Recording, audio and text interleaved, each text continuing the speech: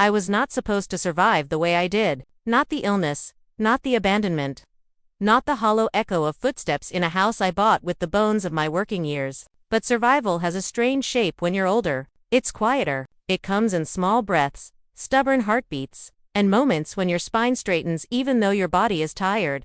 I remember the day my doctor uttered the word breast cancer. It floated in the air between us like a heavy curtain no one wanted to touch. She spoke gently, carefully, as if her syllables might bruise me. Treatable, she said.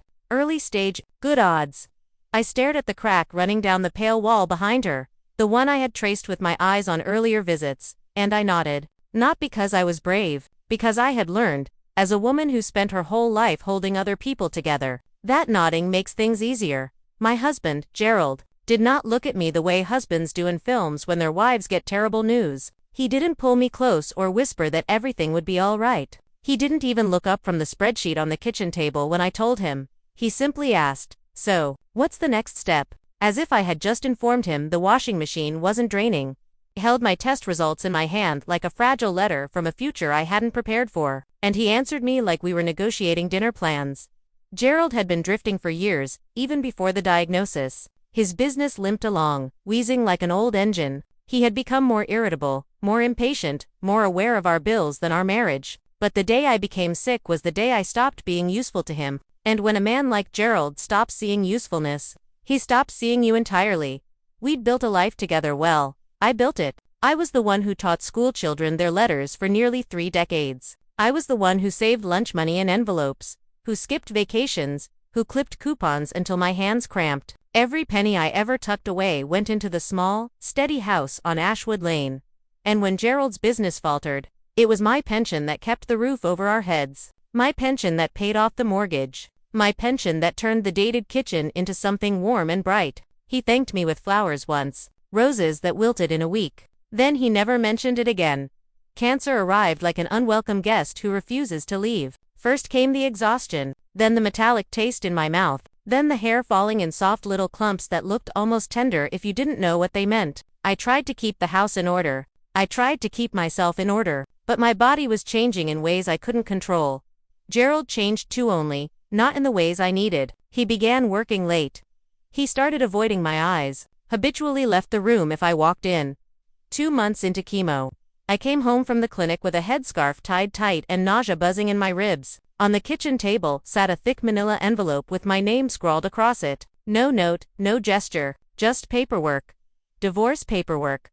I remember how the afternoon light slanted across the table, turning the envelope into a glowing wound. I sat there for hours. I might have breathed. I might not have. Time was not important.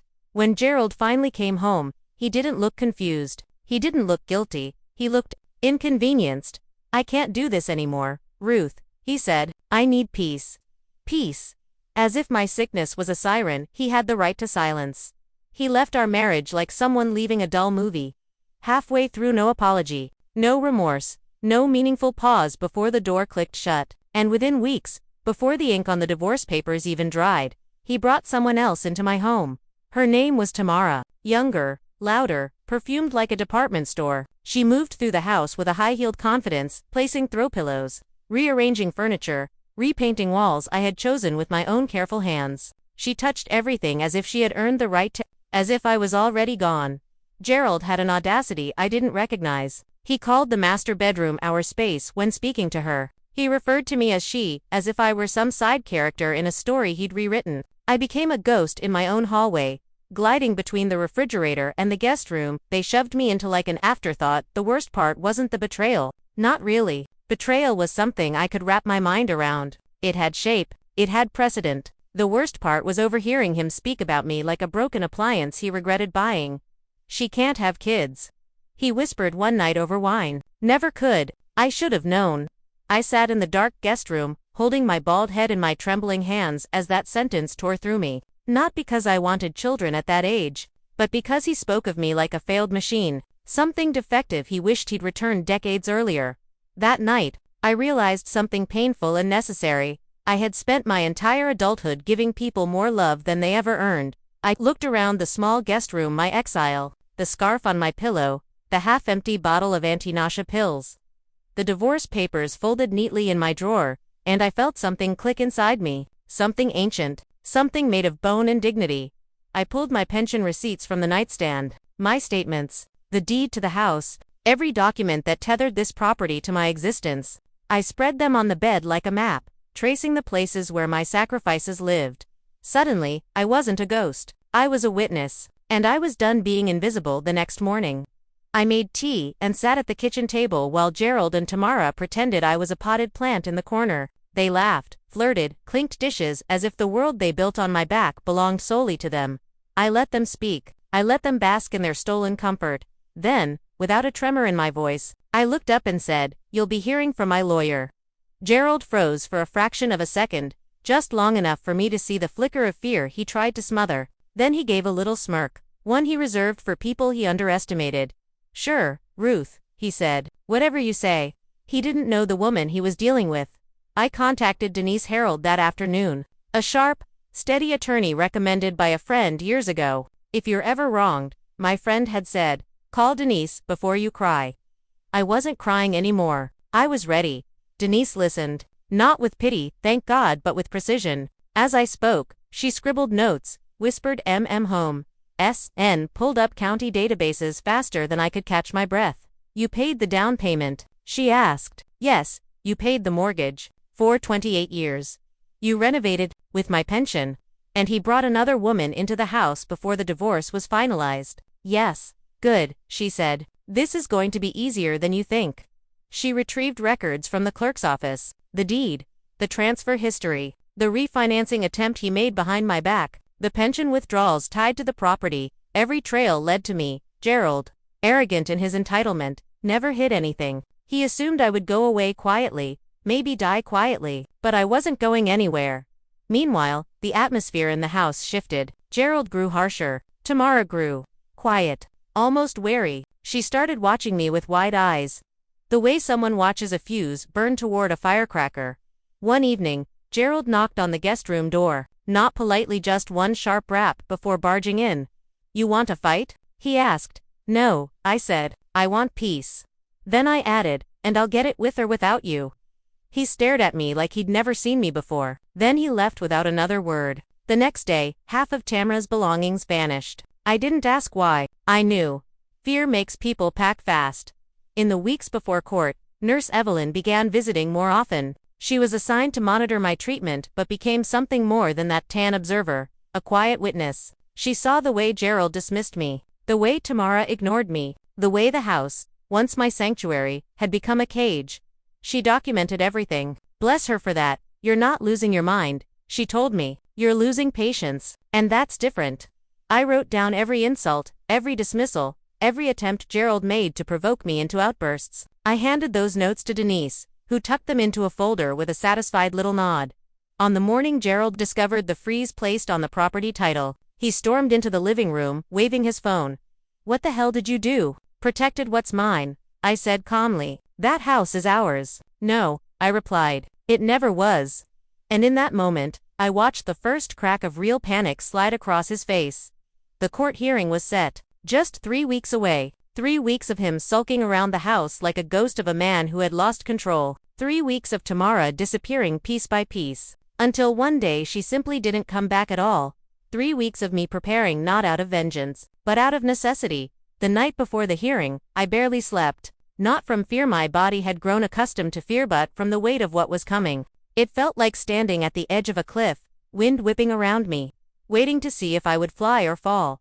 The morning of court, I dressed slowly. My hair had begun growing back in soft tufts, stubborn and uneven. I wrapped a scarf around my head. Simple, clean. My eyes in the mirror were tired but bright, like embers that refused to die. Evelyn drove me. Denise met me on the courthouse steps. I walked slowly, deliberately, each step its own declaration.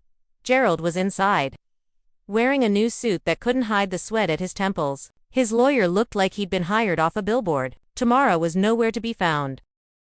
And when the judge entered, when the testimonies began, when Denise placed evidence after evidence on the table, like a surgeon, laying out instruments, I felt something rise in my chest, not triumph, not revenge, something quieter, something like reclamation. I testified, voice steady, hands trembling only slightly. I told the judge what happened, How I had carried our life on my back. How I had saved him when times were hard. How he repaid me with cruelty when he thought my time in this world was shrinking. The courtroom grew silent as I spoke. Even Gerald's lawyer stopped scribbling.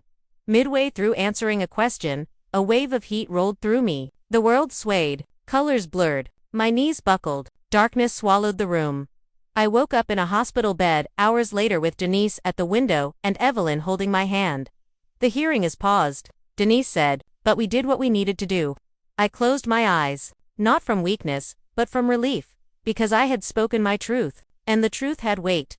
Hospitals have their own kind of quiet, not the peaceful kind, more like a hush that hangs in the air because people are afraid to disturb something fragile. Machines beep softly, hallway lights hum, nurses speak in low tones as if raising their voices might unspool whatever thread is holding you together. I lay there in that pale room with its lemon-scented disinfectant and thin cotton sheets, drifting in and out of sleep while my body reminded me it was still fighting its own battles. My limbs felt heavy, my lungs tight, my scalp tender beneath the scarf Evelyn had tied back for me. But even then, weak as I was, my mind was sharp, clear, determined. When Denise stepped back into the room the next morning, flipping open her binder with that surgical precision of hers, I knew the fight wasn't over. It had simply paused to let my body catch up to my spirit. "You gave them the truth," she said, sitting beside my bed. "Let that be enough for now." "It won't be enough for Gerald," I murmured. "No," she agreed, "but we're not here to comfort him." She updated me on everything that had happened after I collapsed, the judge ordering a recess instead of dismissing the case. The sharp look she'd given Gerald's lawyer when he suggested my fainting spell was evidence of instability. The whispered conversations in the gallery. "Everyone saw what they needed to see," Denise said. "A woman who has been carrying too much for too long." I nodded. My body hurt, but the ache was familiar, like an old bruise being pressed. What hurt more was knowing that Gerald had once promised to be my shelter. Instead, he turned himself into a storm. When Evelyn came in to check my vitals, she gave me a look that said she both approved and disapproved of my stubbornness. "You need rest," she warned, "not stress." "I'll rest after I finish this," I told her. She sighed. "Nurses always do when patients speak like soldiers." 2 days passed in a blur of tests, warm broth, whispered conversations, and half-dreams in which Gerald's voice twisted into something monstrous. I slept in small pockets, waking with the sense that someone was standing at the foot of my bed even when no one was there. The night before I was discharged, I lay awake staring at the tiled ceiling. The room was dim except for a sliver of moonlight spilling through the blinds. I thought about the girl I once was, the one who believed loyalty meant sacrifice, who believed love meant endurance, who believed a husband's promises were permanent. That girl was gone. What remained was a woman rebuilt from the pieces he tried to break. When I returned home the next afternoon, the house felt different, not haunted, not hostile, just waiting, like it knew something was nearing its final act. Gerald wasn't there. I didn't ask where he'd gone. The hearing resumed the following morning. Evelyn insisted on coming with me, even though she wasn't required to testify again. Denise walked on my left, Evelyn on my right. Forming a silent shield as we entered the courtroom, Gerald sat rigidly in his chair. His lawyer leaned toward him, whispering rapidly. By the way, Gerald wiped his palms on his slacks. I knew the whispering wasn't comforting. When the judge entered, the room straightened. When Denise stood, the temperature changed. She approached the bench with a folder she hadn't used before, a final piece of the puzzle. Evidence she had saved for the moment when the silence would be loudest. "Your Honor," she said, before concluding, "there is one last matter concerning financial contributions and property ownership." She lifted a stack of documents. "Here," she said, "are 22 years of mortgage payments, nearly every one drawn from Mrs. Langston's pension account. Here are home repair invoices billed under her name alone. Here are property tax receipts coming directly from her early retirement settlement." And here she paused. "Is documentation of Mr. Langston's attempt to refinance the house during his wife's chemotherapy treatments?" The courtroom stirred. Not loudly, just a rustle of discomfort. The sound of truth settling into people's bones. Gerald's lawyer attempted an objection. Denise shut him down with a single glance. And finally, she added, "We are filing for restitution, emotional damages, and a lien on Mr. Langston's retirement account equal to the amount siphoned from Mrs. Langston's savings." Gerald snapped. "This is ridiculous," he barked, slamming his palm on the table. "I built that life too." "No," Denise replied calmly. "You built your business while your wife paid for your home." The judge raised one quieting hand. "Mr. Langston," she said, "I suggest you remain seated and allow counsel to speak." I watched Gerald deflate, saw his shoulders slump, saw the realization blooming behind his eyes like a dark flower he was losing, not because I'd tricked him, not because the world was unfair, but because the truth was finally speaking louder than his lies. When the judge ruled, her voice was steady, almost gentle. She awarded me full legal ownership of the house. She ordered Gerald to pay restitution. She cited abandonment during a medical crisis, financial abuse, and emotional cruelty. Her words slid into my ears like medicine, not sweet, not triumphant, just necessary. Gerald stared ahead as if frozen. His face was pale, almost gray. His lawyer whispered frantically, but Gerald didn't react. He was a man watching a tower he built on sand crumble under its own weight. I walked out of the courtroom slowly, feeling taller than I had in months. Back home, the silence was different, not suffocating, not weaponized, just mine. The next morning, I found a folded note on the kitchen counter in Gerald's handwriting, a list of items he wanted to take: tools, clothes, old photos. I let him have them. I didn't need objects, I needed space. When he finally left, carrying the last box out to his truck, he paused at the door. "Take care of yourself, Ruth," he said softly. I stood in the doorway, hands resting on the frame, and watched him walk away without answering. No anger, no longing, just closure. After he drove off, I changed the locks. The click of the new deadbolt was the first solid sound of my new life. But liberation doesn't feel like fireworks. It feels like quiet, and quiet, after months of cruelty, can be overwhelming. The house smelled like him, like her, like arguments and whispered insults. It needed cleansing, so I opened every window, every curtain, every door. The wind swept through the rooms, lifting stale air and carrying it out into the spring sunlight. The floorboards creaked beneath my bare feet, as if greeting me again. This home, this little house I had bought with the currency of a lifetime, was finally breathing with me instead of against me. Denise called to confirm the court filings. Evelyn dropped off flowers and stayed for tea, both of us speaking in soft tones, as if afraid to disturb the fragile peace settling into the walls. But peace is not the same as healing. Healing is messy. Healing stings. Healing forces you to remember pain in order to release it. For 2 weeks I slept with the bedroom windows cracked open, letting night air cool my face. I woke slowly, carefully, sometimes with fear, sometimes with gratitude, sometimes with both. Then Gerald started calling. At first I ignored the calls, let them ring out, let the sound bounce around the quiet of my kitchen. But the 5th time, something in me grew tired of silence. I picked up the phone. "Ruth," he breathed, relief flooding his voice. "Thank God." I said nothing. "I'm not calling to fight," he continued. Everything's falling apart. Tamara's gone. The business is sinking. I'm living in a friend's spare room." Still, I said nothing. "I've been thinking about us," he went on. "About what we had. Maybe we could talk. Maybe start over." I almost laughed. Not out of humor, out of disbelief. Out of the sheer audacity of a man who dismantled a life and wanted to return to its ashes for warmth. "Start over," I repeated softly. "If you want," he said. "We had good times, didn't we? Maybe we can know," I said. He inhaled sharply, double quotes. "Ruth, please. I know I made mistakes." "You didn't make mistakes," I replied. "You made choices." He went quiet. I could hear him swallowing, breathing unevenly. "You left me when I was sick," I said. "You abandoned me when I needed you most. And now that you've lost what you replaced me with, you think we're equal." "I just want to fix things," he whispered. "You can't fix what you broke on purpose." He exhaled shakily. I imagined him sitting there with the phone pressed to his ear, surrounded by the consequences he'd once pushed onto me, and I felt nothing, not hate, not satisfaction, just a clean, white clarity. "You said I was a burden," I continued. "Now you get to carry that title for a while." Then I hung up. I didn't tremble. I didn't cry. I didn't feel vindictive. I felt free. Freedom doesn't roar. It hums.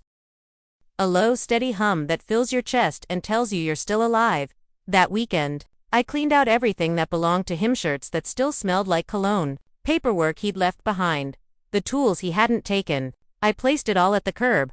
I didn't stomp on anything, didn't tear anything, didn't burn a single piece. I simply discarded what no longer belonged to me. In the quiet days that followed, I tended my garden for the first time in months. Trimmed the roses Tamara had called outdated. Watered the plants she neglected. Breathed in the soil's damp scent. The plants didn't care that I had been sick. They didn't care that my marriage had collapsed. They didn't care about courtrooms, or lies, or heartbreak. They simply reached for the sun. And I decided I would too. A few days later, a letter arrived addressed to Gerald Dudelides, forwarded from whatever place he now drifted between.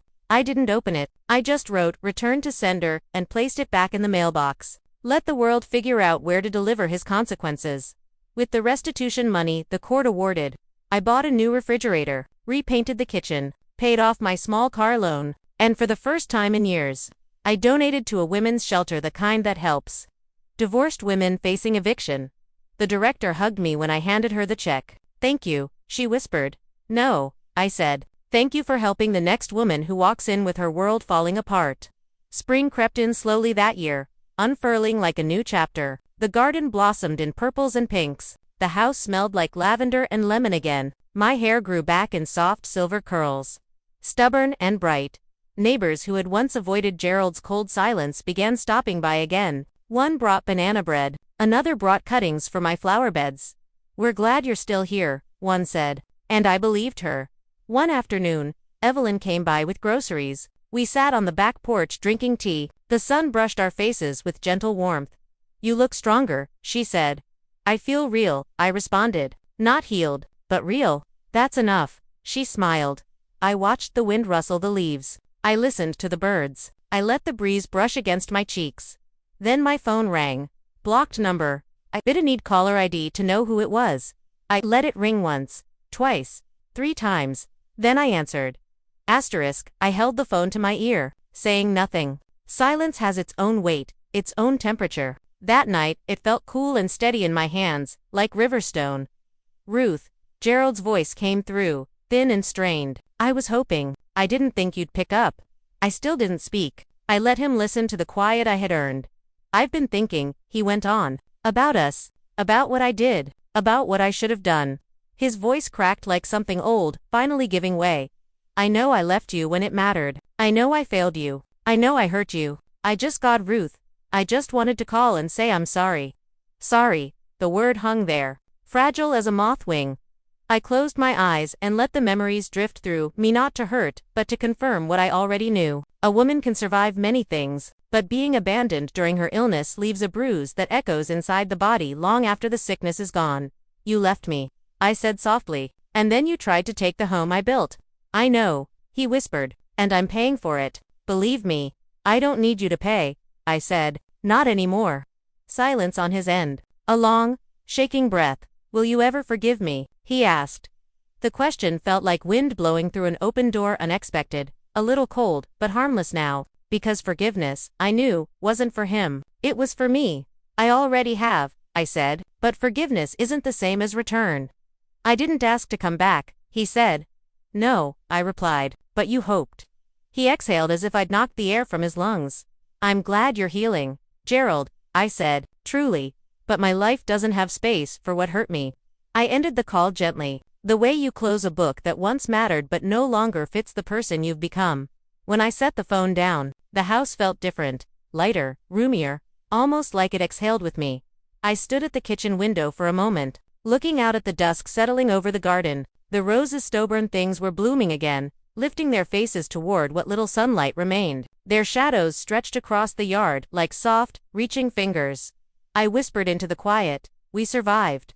The next morning, I woke before dawn. My joints ached the way they always did, but the pain felt familiar, manageable. I wrapped a shawl around my shoulders and made myself a cup of tea, jasmine with honey, and stepped out onto the back porch. The world was still half asleep. Birds murmured softly in the trees. The air held that pale blue tint that always appears just before sunrise. For the first time in years, the morning felt like something I wanted to be awake for. I walked through the garden, touching petals lightly with my fingertips. I thought of all the things these hands had done: cooked meals, graded papers, held Gerald's face during the good years, held my own trembling body during the dark ones. I thought about how these same hands had signed divorce papers, and later signed the documents that kept my home safe. I thought of women I'd never met, women who, like me, had been left behind, written off, abandoned when life became inconvenient. and I knew my story wasn't just mine. It belonged to anyone who had survived the sting of being forgotten. Later that week, the women's shelter sent me a card. Handwritten. On the back, someone had scribbled, "Thank you for helping us breathe." I held that card to my chest for a long moment. I didn't cry. I just felt full. Life continued in gentle, quiet rhythms after that. Evelyn still visited with flowers and soft advice. Denise stopped by sometimes just to drink coffee and sit with me on the porch. My neighbors began knocking again asking about recipes, inviting me to offering to help with small errands I didn't need help with but appreciated anyway. Some nights, I played old soul records and danced slowly around the living room, letting the music slip under my skin like warm silk. Other nights, I sat on the porch with a blanket draped over my lap, listening to the wind move through the trees clean, soft, steady dot. One afternoon, I found Gerald's last envelope in the mailbox. I didn't open it. I didn't need to. Instead, I placed it in the bottom drawer of my Descan archive of what once was. Not what would ever be again. My life belonged to me now. Not to a man. Not to an illness. Not to the echoes of a house that once felt like a battleground. One evening, long after the sun had set and the crickets had begun their nightly song, I sat at the edge of my bed, ran my palm over my short silver curls, and whispered to myself, "You made it?" And for the first time in a long time, I believed it.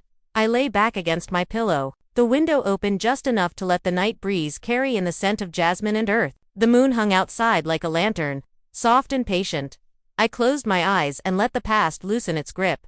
Gerald's absence no longer felt like an empty space. Just space. In space, I realized, wasn't a void, it was a beginning. Before sleep claimed me, I thought of something my grandmother used to say when I was small. Some storms don't come to destroy you, they come to clear your path. Lying there, wrapped in quiet and moonlight, I understood what she meant. Cancer tried to break my body. Betrayal tried to break my spirit. But here I was, older, softer, steadier, walking through the remains, toward something new. In the end, healing wasn't a dramatic triumph. It was a simple truth whispered into the dark. I am still here. And that, I've learned, is its own kind of miracle.